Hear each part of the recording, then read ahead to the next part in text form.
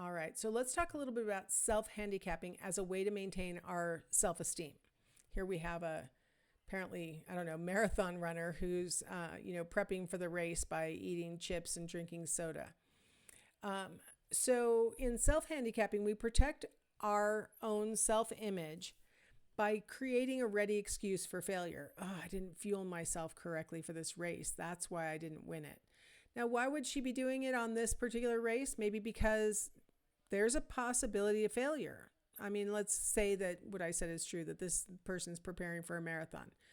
There's a possibility she might not even finish the race. Even if she fueled herself perfectly and slept exactly what she should sleep and she trained all there's still a chance you might not finish. This is a terrible, grueling race. I may not even finish, let alone win. So maybe undermine myself a little bit. So I'll have a ready-made excuse because I've been doing the training. I've been saying I was going to do this. I was planning on winning. A ready-made excuse makes it a little easier if you fail. And so it gives us a better chance to blame something outside of ourselves. It's not my skill. It's not my skill. It's not my effort. It's something else. In this case, my, pre-race prep. Like it went awry. A lot of times you hear people say that, like in school, I'll hear students say, well, my whole study thing went sideways. Normally this is what I do to prepare for an exam, but last night prior to this exam, everything went sideways. That saying everything went sideways is definitely an externalizing the failure, right? You're like, I didn't get it done the way that I normally would do. And now I have an excuse for why I didn't do as well on the exam or whatever. Here's the thing. Let's say that she ends up winning the race despite eating potato chips and soda pop as her prep. She gets extra credit. Holy cow. You ate potato chips and soda pop and you still won this marathon?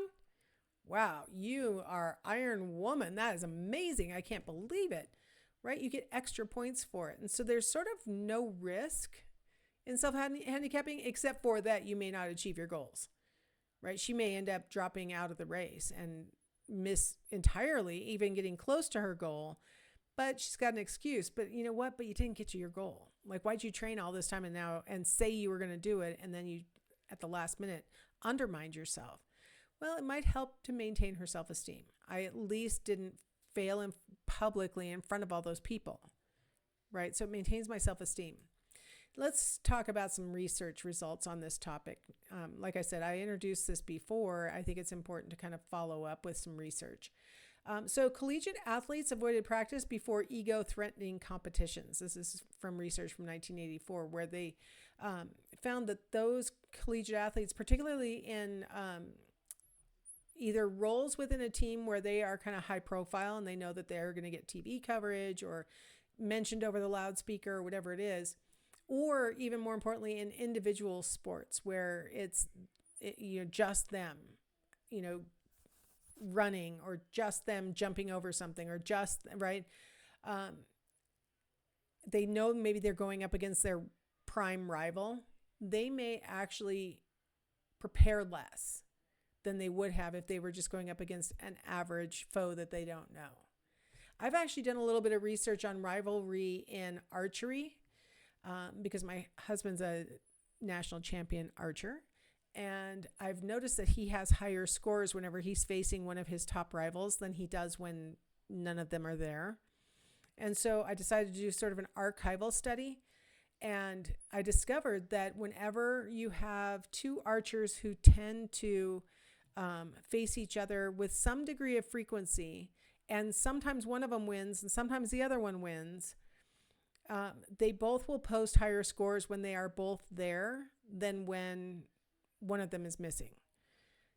There's something about these ego-threatening competitions. Some people in a rivalrous situation will rise to the situation and do better, and in some situations you'll self-handicap and do worse and have an excuse.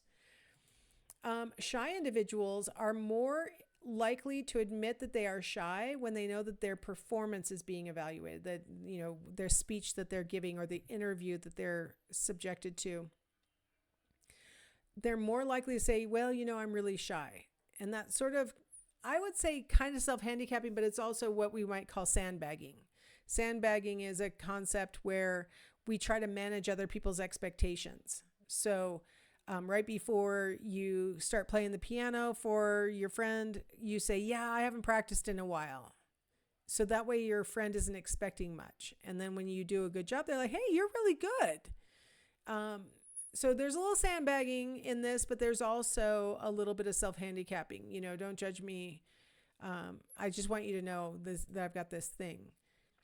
It's also the tendency to self-handicap has been shown to be associated with lower self-esteem. So people who are, it's a technique that we use to try and maintain our self-esteem, but the types of people who tend to do it tend to have lower self-esteem. So they're doing it because they don't feel as good about their probability of success, and therefore they put this roadblock in front of themselves so that they can at least maintain the level of self-esteem that they currently have. So higher self-esteem people are less likely to use this tactic. People who do this also tend to show poorer adjustment in a lot of ways. They tend to be higher in neuroticism, so they worry more, things like that. So it's not necessarily a strategy that's used by really confident people who really have it made. Like I've got this. All right. So now this is something that we're not going to do because we don't have tests in this class, but I wanted to show you something that I oftentimes will do in my introductory psychology class to illustrate the tendency to explain our outcomes. And so in this one, right, like the day after an exam has been taken and I've returned the exams to them, I give them a little scale, and the instructions say, to get some meaningful feedback on student reactions to course testing procedures, I would appreciate your candid responses to the following questions. In each case, circle the number that best corresponds to your opinion, and you see this Likert scale that's actually designed correctly. I just squished it down for you.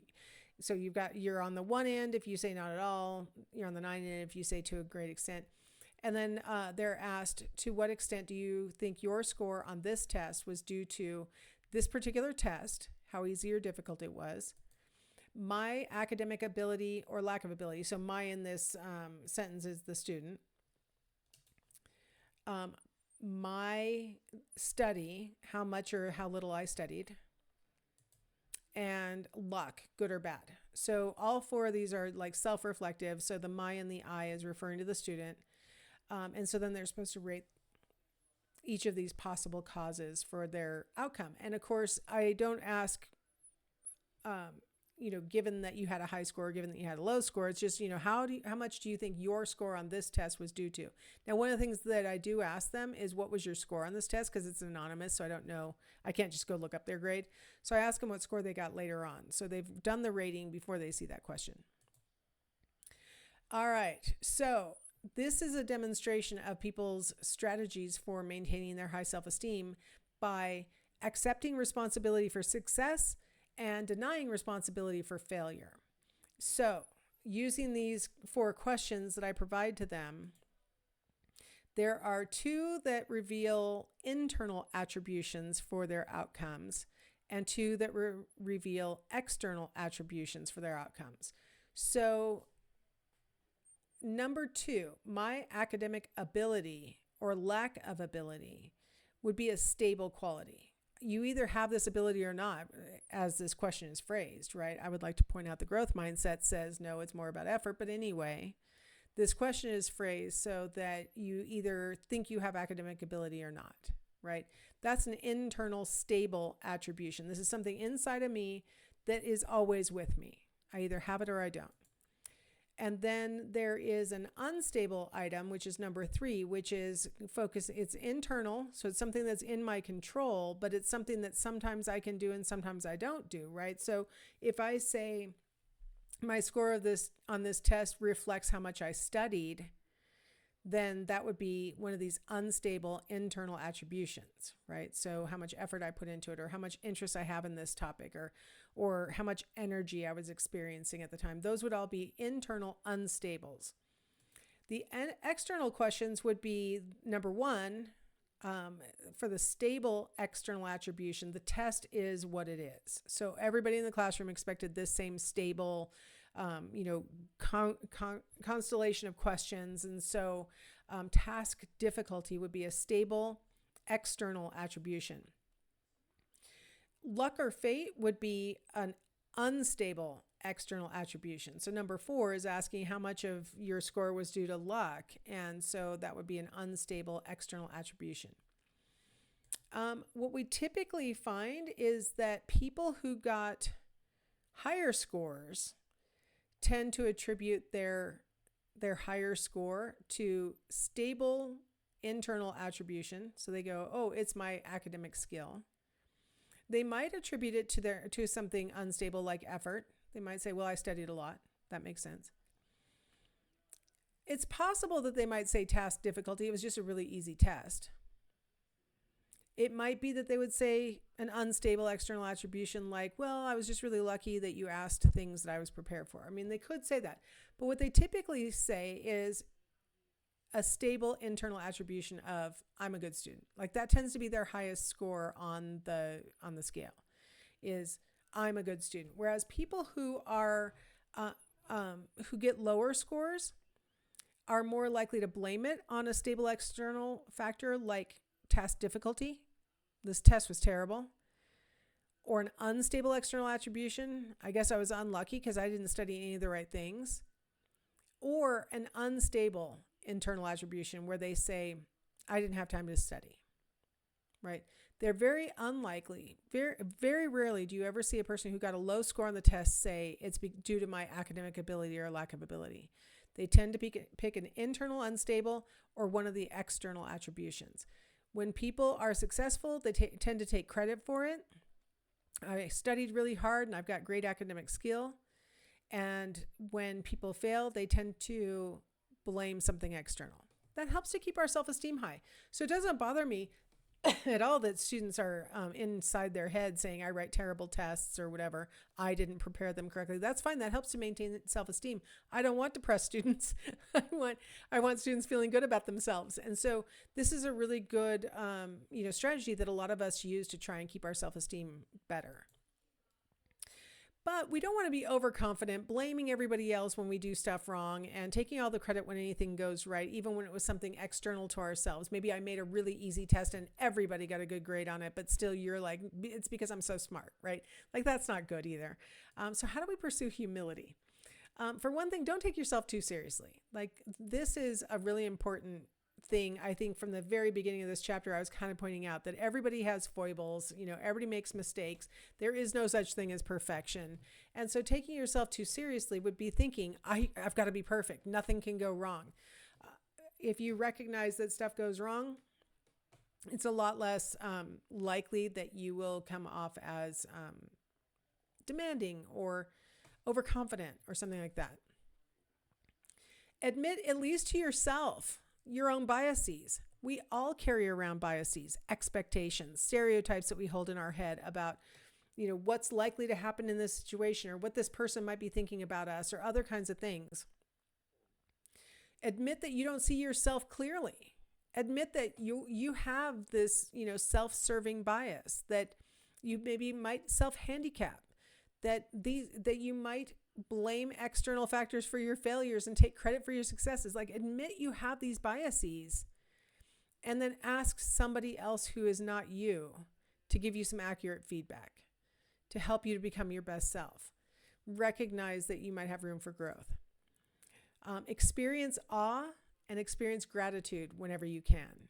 Look out into the world and see beautiful flowers or a beautiful sunset, or listen for a beautiful song or something, and then be grateful that these things exist in the world, that the world is a beautiful place.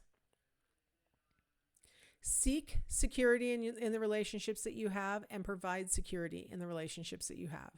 So one way to seek security is to be humble in your relationships.